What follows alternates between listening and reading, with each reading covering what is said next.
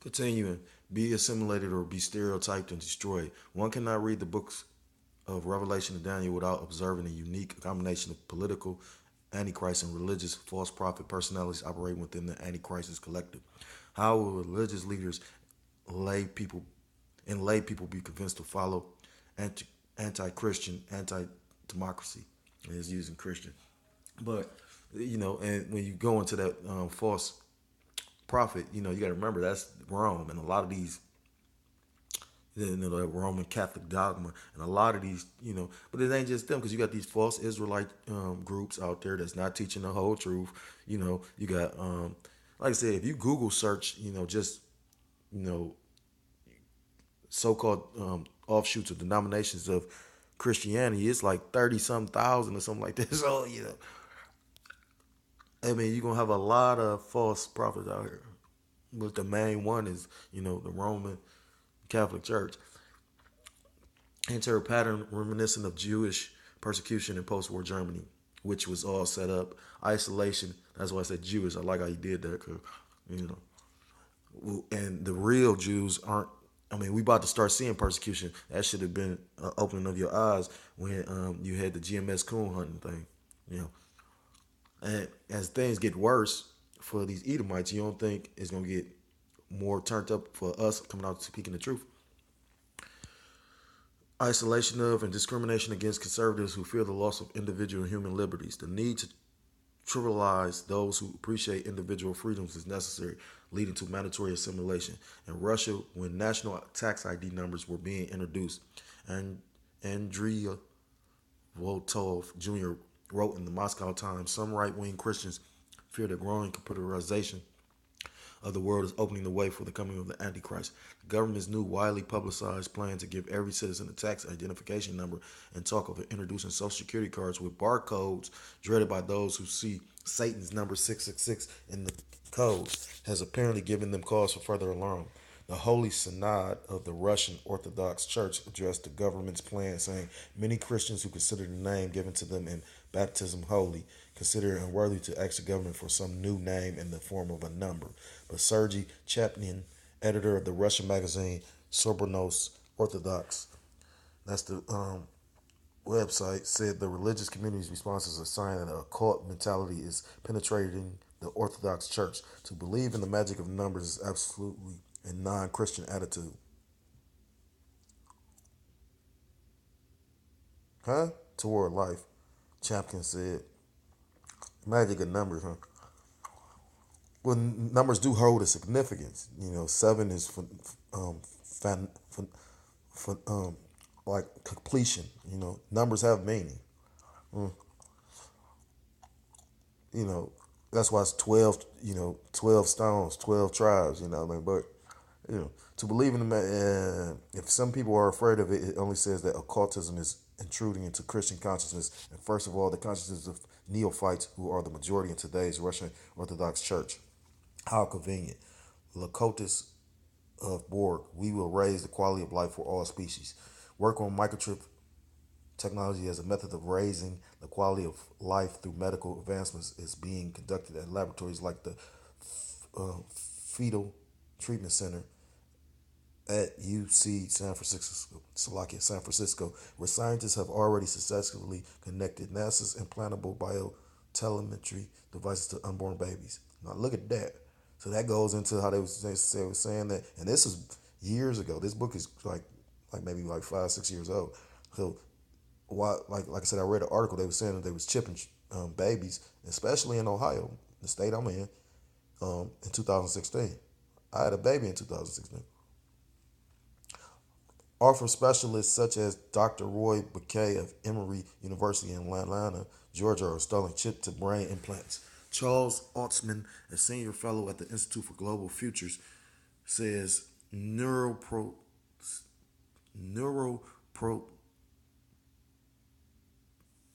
neuroprosthetics are inevitable. Biochip implants may become part of a root medical procedure. After that, interface with outside systems is a logical next step.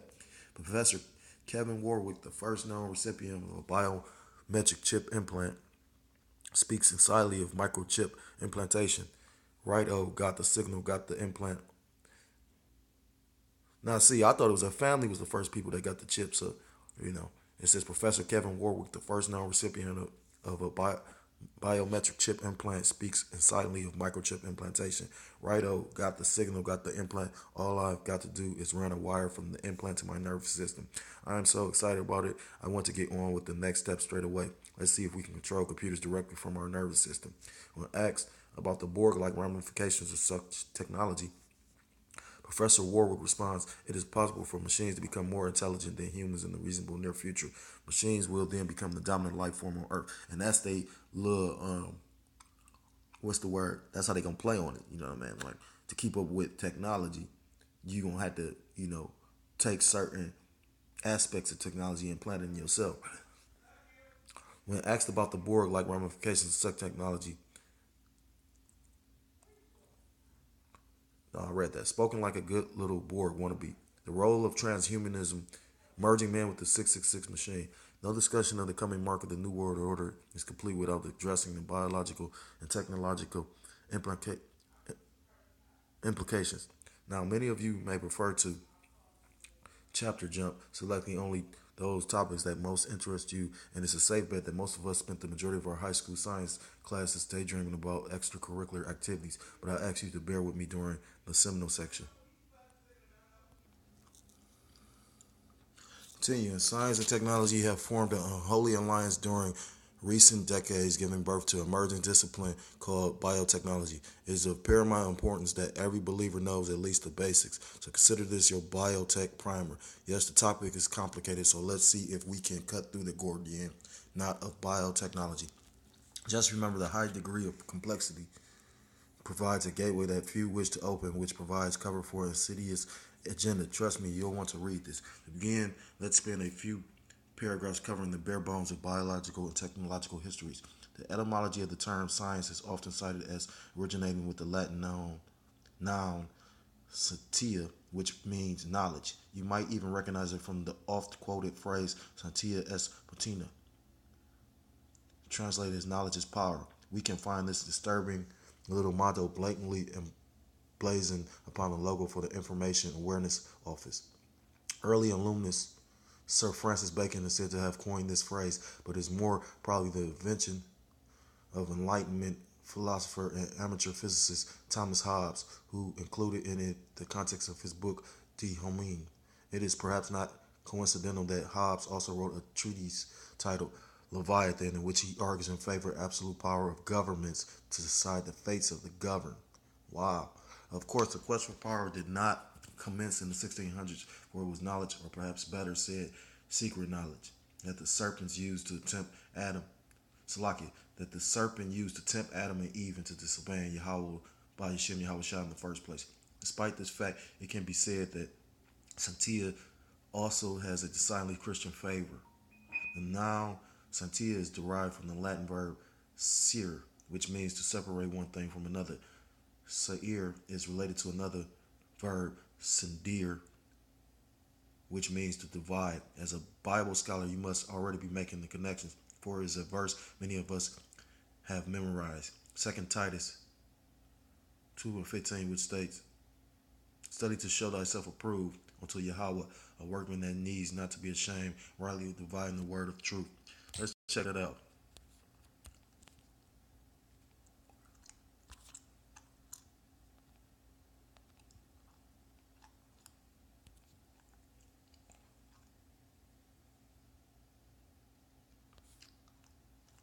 Damn, that's not the part yet.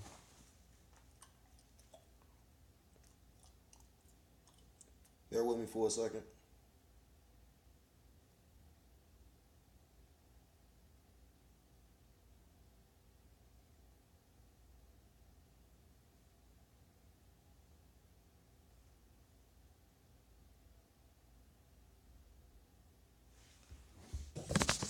He said Titus.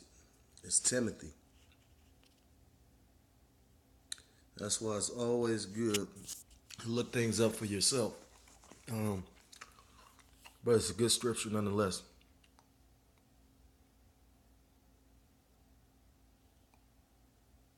Study to show thyself approved unto Yahweh, a workman that needeth not to be ashamed, rightly dividing the word of truth. but shun profane and vain babblings, for they will increase unto more ungodliness. And that's what you're seeing right now today. You know what I mean? Like, this is pertinent information. And, like, I take the time to look at the man of the Lord. You got some brothers that get a lot of hits. You got some brothers that don't get too many hits. I don't got that many subscribers, but I get subscribers that I'd be surprised that they would subscribe. You know what I mean? Like, at the end of the day, but you know, you got a lot of, like I said, people were more occupied with vain babblings and bullshit. You know what I mean? But that's the way of this world, and that's how Esau set it up, and that's why so many. That's why it says in Scripture, like I said, it's gonna be more lost than saved. Let me get that.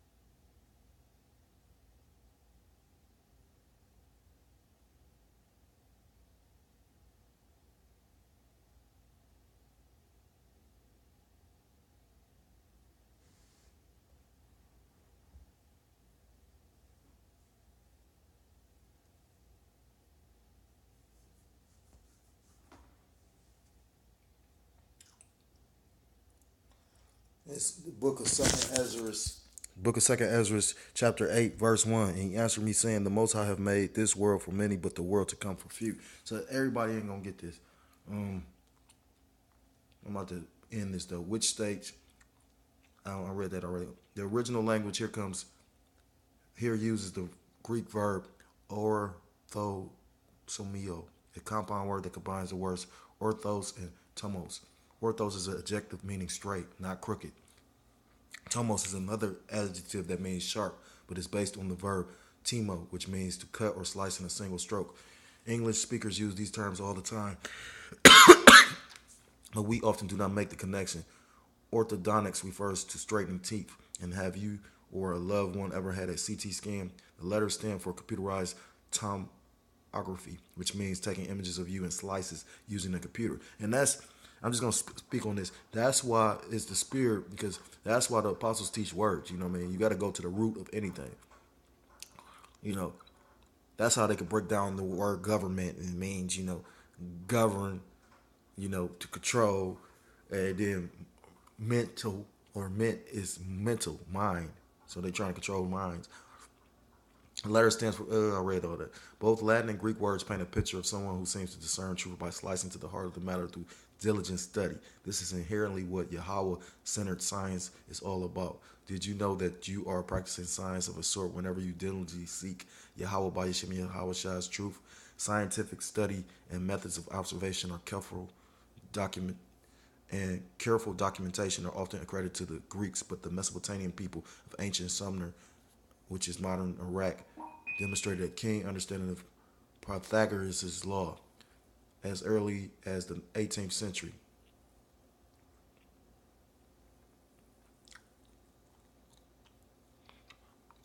Yeah, this is decent information, but you know what I mean. You got to remember, these Greeks didn't come up with shit; they stole a lot of shit. You know what I mean? Like, now, don't get me wrong. The Most High blessed them and opened their minds to certain shit. You know what I mean?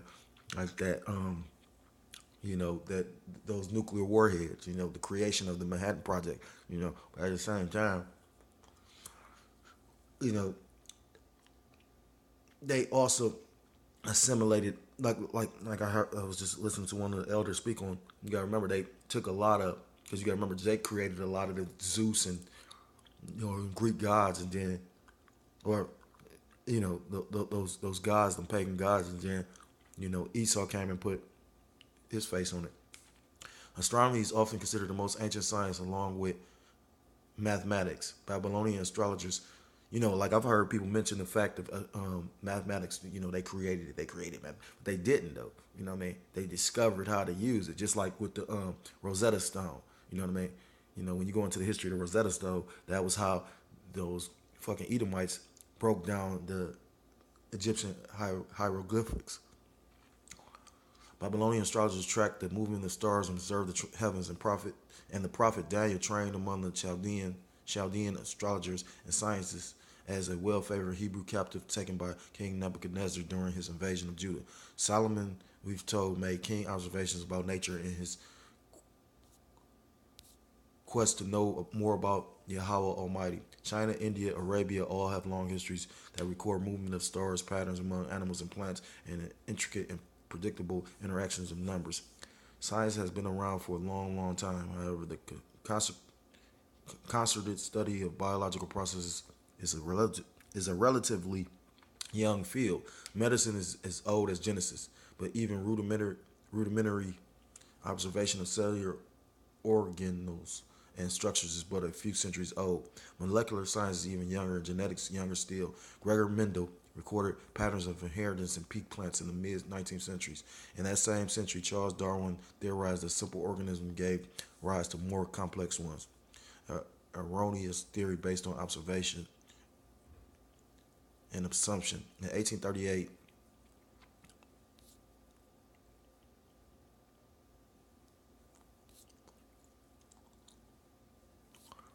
and he's just going into like a history of which I'm not going to read all this.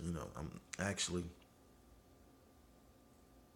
for 1950, but you do find stuff. What I mean, like it's very informative. Like 1956, the first computer hard disk term artificial intelligence first used.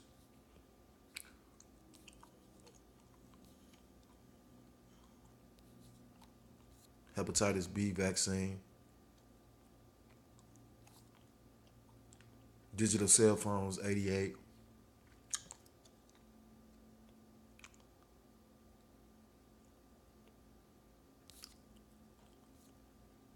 I'm probably gonna stop there because I didn't mean this video to get that long because I was just listening to Elder Malcolm speak on how especially Jake. Jake has a short attention span. A lot of people have a short attention span, so it's much better to make short videos, short quick hits like that's uppercuts as opposed to trying, you know, box this whole thing out. You know what I mean? Because at the end of the day, it's funny.